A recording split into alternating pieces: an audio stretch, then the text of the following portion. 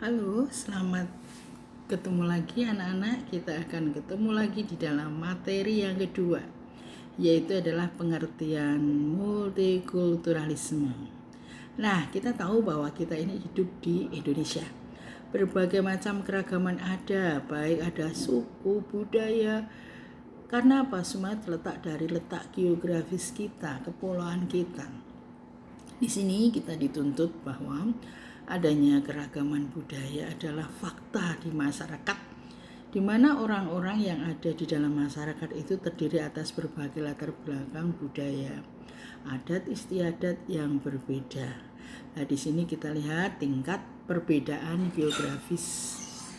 Ya, kemudian kita akan melihat di dalam apa kata Alkitab mengenai multikulturalisme. Kita akan menyoroti dua ayat yang ada di dalam Galatia 3 ayat 28. Di situ dituliskan bahwa semua manusia yang berasal dari berbagai suku, bangsa, serta kelas sosial dipersatukan dalam Kristus. Artinya, kasih Kristus itu diberikan bagi semua orang tanpa memandang asal usul mereka. Hal ini juga dikuatkan di dalam Kolose 3 ayat 11. Di situ dikatakan lebih mempertegas bahwa Kristus adalah semua dari dan di dalam segala sesuatu. Jadi menjadi manusia baru di dalam Kristus berarti manusia yang tidak lagi melihat sesamanya dari perbedaan atau latar belakang, dari suku, bangsa, budaya, atau kelas sosial. Jadi tidak ada perbedaan antara kaya dan miskin. Karena apa? Kita adalah dikodratkan menjadi satu kehidupan orang yang bermartabat. Jadi kita memiliki derajat yang sama. Jadi bertentangan dengan firman Tuhan, andaikan kita tuh membedakan saudara kita satu dengan yang lain. Sekarang kita akan melihat nilai-nilai apa yang akan diwujudkan di dalam tindakan memperkuat persatuan sebagai bangsa Indonesia, ya. Kita sebagai orang beriman, kita akan mengakui bahwa masyarakat itu adalah merupakan berbagai perbedaan yang kompleks di dalam kehidupan. Kemudian ada perlakuan yang sama terhadap berbagai komunitas dan budaya, baik yang mayoritas maupun yang minoritas. Kemudian adanya kesederajatan kedudukan dalam berbagai keragaman dan perbedaan, baik itu secara individu ataupun kelompok serta budaya. Ada lagi yang keempat, adanya penghargaan yang tinggi terhadap hak asasi manusia dan saling menghormati dalam perbedaan, ya. Telah kita bahas kemarin yang pertemuan pertama adalah hak asasi manusia adalah hak yang hakiki, ya, hak yang dimiliki manusia sejak manusia di dalam kandungan. Karena hak itulah sudah diakui oleh bangsa-bangsa, ya, dikeluarkan dari PBB bahwa kita semua manusia memiliki hak untuk hidup, hak untuk beragama, dan hak untuk menentukan pilihannya. Jadi tidak ada yang bisa menghalangi hak asasi manusia. Kemudian ada yang kelima adalah unsur kebersamaan, solidaritas, kerjasama, dan hidup berdampingan secara damai dalam perbedaan. Walaupun kita dalam suatu perbedaan, biarlah perbedaan itu tidak menjadi penghalang bagi kita, tapi justru menjadi suatu ragam di mana kita bisa hidup di tengah-tengah perbedaan dan menciptakan suatu persatuan dan kesatuan, karena modal kita adalah kasih. Kemudian kita lihat ajaran Yesus tentang multikultural.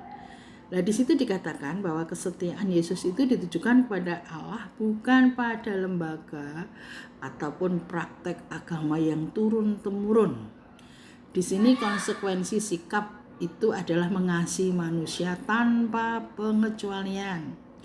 Kemudian kasih yang solidaris. Di situ bagi semua orang tanpa kecuali, orang dari berbagai suku, tradisi, ataupun budaya. Kemudian yang ketiga ada Yesus itu memperkenalkan visi baru mengenai komunitas pemerintahan yang baru yang tidak melampaui batas adanya perbedaan.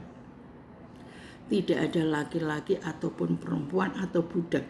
Di mata Tuhan semua adalah sama, derajatnya sama. Inilah misi yang baru yang sudah menjadi komunitas.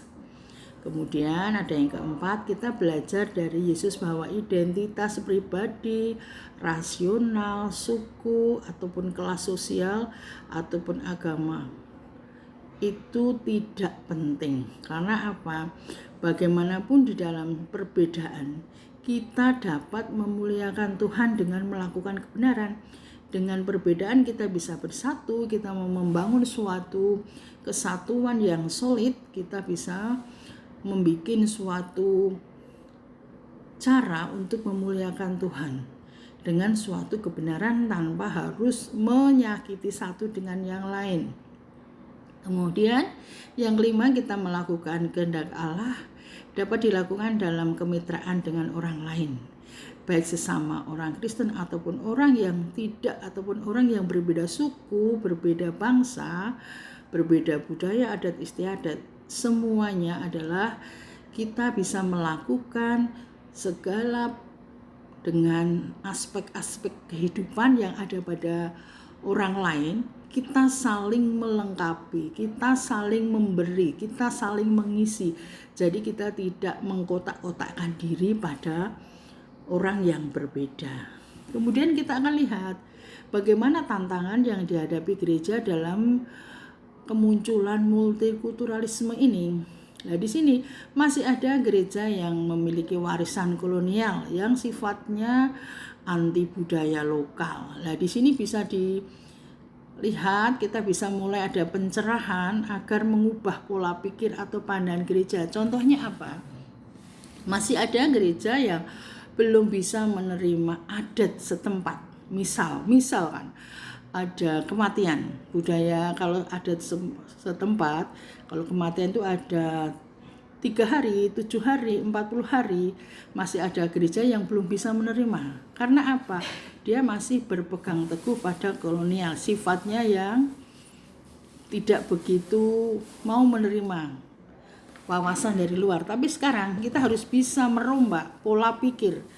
Oke lah, masyarakat sekitar masih melakukan, ada misalnya ada peringatan 7 hari, 40 hari, kita kemas di dalam suatu acara biston. Nah, di situ tidak harus kita tepat 40 hari, tapi kita bisa lebih. Namanya kita pakai ucap syukur. Kita mendoakan bagi yang hidup, tidak yang sudah meninggal.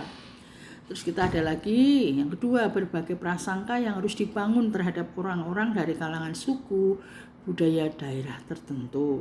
Ada lagi individualisme dari berbagai tantangan dan beban hidup yang berat yang menyebabkan lebih mementingkan kepentingan pribadi atau kelompok.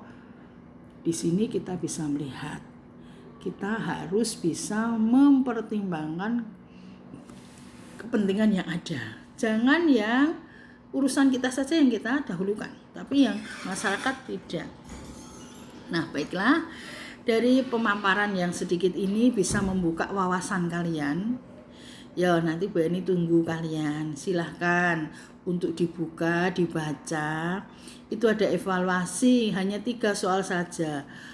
Bu Erni hanya akan menunggu, saya beri waktu 3 minggu. Silahkan nanti jawabannya ditulis di kertas, nanti dikirim ke WA Bu Erni.